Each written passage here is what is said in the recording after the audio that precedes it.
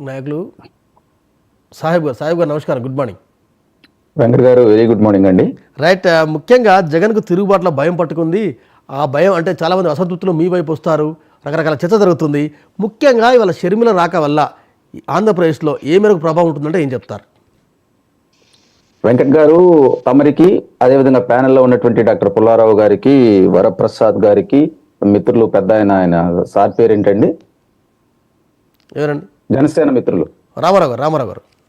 రామారావు గారికి, 99 టీవీ వీక్షకులందరికీ కూడా హృదయపూర్వక నమస్కారాలండి.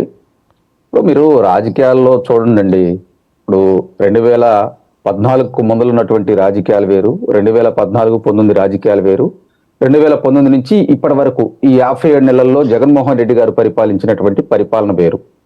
ఎందుకంటే వాస్తవంగా ఎవరైనా కానీ ప్రజాస్వామ్యంలో ప్రతిపక్షాన్ని కోరుకుంటారు. ఎందుకంటే పాలకపక్షం వారు ప్రతిపక్షం వారు ఎత్తి చూపేటువంటి విషయాల్ని వాళ్ళు సెట్ చేసుకొని నెక్స్ట్ ప్రజలకు ఆమోదయోగ్యమైనటువంటి పరిపాలన అందిస్తానికి చూస్తారండి. కానీ ఆంధ్రప్రదేశ్లో నేను చెప్పేది ప్రజాస్వామ్యంలో కీలకమైనటువంటి అంశాలండి. కానీ వెంకట్ గారు ఆంధ్రప్రదేశ్లో పరిస్థితి చూస్తే జగన్మోహన్ రెడ్డి గారు ప్రమాణ స్వీకారం రోజే మీకు తెలిసే ఉండేది, ప్రజావేదిక కూల్చివేశారు. చాలా దురదృష్టకరమైనటువంటి విషయం. అక్కడ నుంచి ఈ రోజు ఆయన రాజకీయ ప్రస్తావన చూసుకుంటా వస్తూ ఉంటే ఈ 57 నెలల్లో ఈ రోజు వరకు మరి తెలుగుదేశం పార్టీ జెండా కనపడినా కానీ, తెలుగుదేశం పార్టీ పసుపు చొక్కా ఎవరైనా వేసుకున్నా సరే సార్ ఈ రాష్ట్రంలో వాళ్ళ మీద పీడీ యాక్ట్లు పెట్టడం, 144 సెక్షన్లు పెడతాం. అలా ఉంది ఈ రాష్ట్రంలో పరిస్థితి. ప్రజాస్వామ్యంలో సామాన్య ప్రజలు ఇటువంటి కోరుకోరండి. ఎప్పుడు కూడా ఎలా ఉంటారంటే ఒక మంచి ఎడ్యుకేషన్ కావాలనుకుంటారు, పేదవారు సంక్షేమ పథకాలు కావాలనుకుంటారు. కానీ వాళ్ళ షర్మిల గారి ఎఫెక్ట్ ఆంధ్రప్రదేశ్ రాజకీయాల్లో ఏ మేరకు ఉంటాయి? జగన్ నష్టం ఉంటుందా, మీకు నష్టం ఉంటుందా? ఎందుకో చెప్పారు 1%, 2%, 3% జోలికి పోను, కానీ ఎంతో కొంత ఎఫెక్ట్ అయితే రాజకీయాల్లో ఉంటుంది. వెంకట్ గారు దానికి సపోర్టెడ్ గానే నేను చెప్పుకుంటా వస్తున్నా. ఒక్కసారిగా చెప్పినా గానీ చూసే వీక్షకులకు కూడా అర్థం కావండి. ప్రజలు ఈ వర్గాల వాళ్ళు సంక్షేమం అభివృద్ధి కోరుకుంటారు. మరి ఇప్పుడు షర్మిల గారు మరి చూసాం మనం, అన్న జైల్లో ఉన్నప్పుడు మరి అనంతపురం దగ్గర నుంచి ఇచ్చాపురం దాకా 3000 కిలోమీటర్ల పైచిలకు తిరిగిందండి ఆమె. ఆ రోజు ఉన్నటువంటి వైకాపా పార్టీ నాయకులందరూ కూడా ఆమె చుట్టూ తిరిగారు.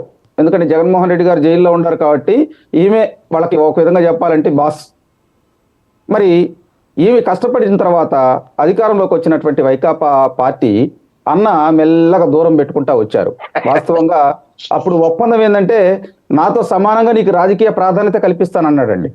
చాలా సందర్భాల్లో చెప్పాడు కూడా, నా చెల్లి మేము ఒక తల్లికి పుట్టిన వాళ్ళము, రాజన్న బిడ్డలము, మమ్మల్ని ఆదరించిందని. అలాగే వాళ్ళ తల్లి కూడా మరి బైబిల్ తీసుకొని బైబిల్ ప్రమాణం పూర్తిగా ప్రజలకు రాజన్న పరిపాలన అందిస్తాడు, మా బిడ్డను ఆదరించండి మీరు అని చెప్పి చాలా సందర్భాల్లో. నేను ఎందుకు చెబుతున్నానంటే ఈ వర్డ్స్ అన్ని కూడా సామాన్య ప్రజల్లోకి వెళ్ళిపోయినాయి.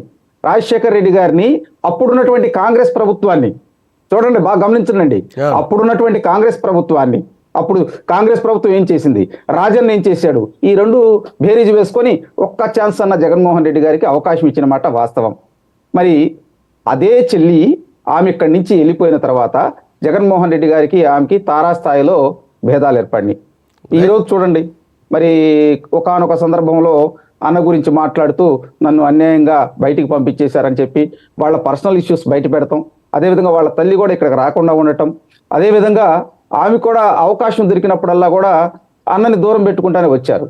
ఈ పరిస్థితులలో మరి ఆమె గతంలో తెలంగాణలో కాంగ్రెస్లో వైఎస్ఆర్టీపీని విలీనం చేస్తున్నామని రావటం వార్తలు, అదేవిధంగా ఆంధ్రప్రదేశ్లో ఇప్పుడున్న పరిస్థితుల్లో మరి కాంగ్రెస్ పార్టీకి ఆమె బాస్ అంటే అధ్యక్షురాలు అవుతుందని ఊహాగానాలు వస్తున్నాయి. ప్రభావం ఏ మేరకు ఉంటుంది ఏపీ రాజకీయాలు అంటున్నారు? నేను చెబుతా సార్ వెంకట్ గారు, నేను చెబుతా, దాని దగ్గరికి వస్తున్నా. ఎందుకంటే చాలా ఇష్యూస్ ఉన్నాయి ఇవాళ. ఇప్పుడు అవును సార్, వైకాపా పార్టీలో ఉన్నటువంటి వారందరూ కూడా 90% అక్కడికి వచ్చినటువంటి నాయకులు కాంగ్రెస్ పార్టీ నుంచి వచ్చిన వారు. ఇప్పుడు సీనియర్స్ 100 మందికి అక్కడ మీకు టికెట్లు వెళ్ళిపోవంటే వాళ్ళకి ప్రత్యామ్నాయం ఏముండిద్దండి? ఇక్కడ షర్మిల గారు వీళ్ళు వస్తే కాంగ్రెస్ పార్టీ ప్రత్యామ్నాయం వాళ్ళకి, ఈ 100 మంది అక్కడికి వెళ్ళిపోతారు. కాబట్టి సగానికి సగం ఓట్లు చీలుతాయండి అక్కడి నుంచి వైకాపా పార్టీ నుంచి. అవునా? షర్మిల గారు కానీ వాస్తవంగా ఆంధ్రప్రదేశ్ లో కడినటువంటి వైకాపా పార్టీలో ఉన్నటువంటి నాయకులందరూ ఖచ్చితంగా కాంగ్రెస్ లోకి వస్తారు. ఎందుకంటే ఇప్పటికే టచెస్ ఆళ్ళ రామకృష్ణారెడ్డి బయటకు వచ్చి అన్నాడు కదా, నాకు అన్యాయం చేశాడు జగన్మోహన్ రెడ్డి గారు, నా కాన్స్టిట్యున్సీకి 1200 కోట్లు ఇస్తానన్నాడు, కానీ చిల్లిగవ్వ కూడా నాకు ఇవ్వలేదు, నేను షర్మిల గారితో నడుస్తాను అంటున్నాడు. అంటే వీళ్ళందరూ ఎట్లా ఉంటాయంటే, కాంగ్రెస్ నుంచి వచ్చినటువంటి భావాజాలం ఎలా ఉండిద్దంటే, వాళ్ళకి ఎక్కడ కంఫర్ట్ ఉంటే పదవులు ఆలోచించరండి, చేసినంత కాలం పదవి చేస్తారు, కంఫర్ట్ ఆలోచిస్తారు ప్రతిపక్షంలోకి వెళ్ళేటప్పుడు. పుల్లారావు గారు